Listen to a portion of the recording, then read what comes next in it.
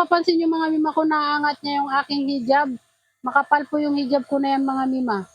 Hello mga mima ko, pansinin niyo itong aking bagong turbo pan na na-order ko dito sa TikTok. Ito yung isa sa nirelease ni Gojudok na GFS003 model. Meron na rin itong 4,000 mAh battery capacity at pansinin niyo yung kanyang itsura mga mima ko.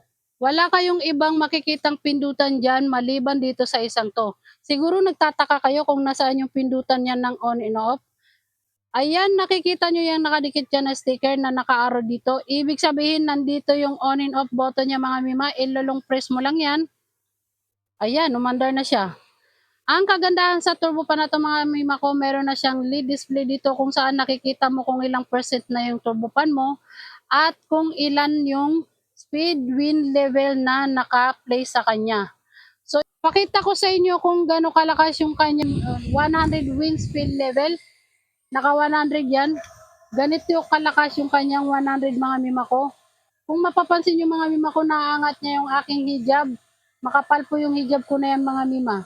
At ipakita ko naman sa inyo yung kanyang number 20. Pinaka low level mga mima ko. Ganyan yung low niya.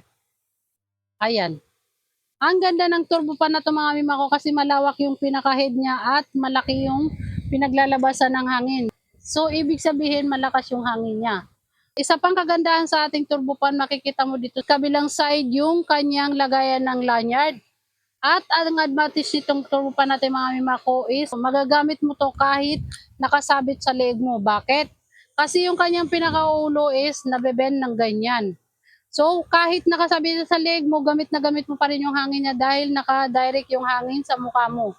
At nagagamit mo rin ito mga mima ko ng nakalapag. Ganito yung itsura niya. Pwede mong ganyanin yung head niya, pwedeng nakasagad ng ganyan. Hindi ito basta-basta matutumba pag nakalapag. Bakit? Kasi meron po itong anti-slip dito sa ilalim kung saan pag nakalapag ito, kahit naka 100 wind speed level na ito mga mima ko, or hindi ito basta-basta matutumba dahil nga sa kanyang anti-slip sa ilalim niya. Ayan, may ibang kulay ito na pwedeng pagpilian mga mi at nandito na rin yung kanyang charger input. Pag nagabil ka ng ating turbo pan mga mima ko is dadating to sa inyo ng nakabox. May kasama ng manual, mayroon na rin kasamang lanyard at charger cord.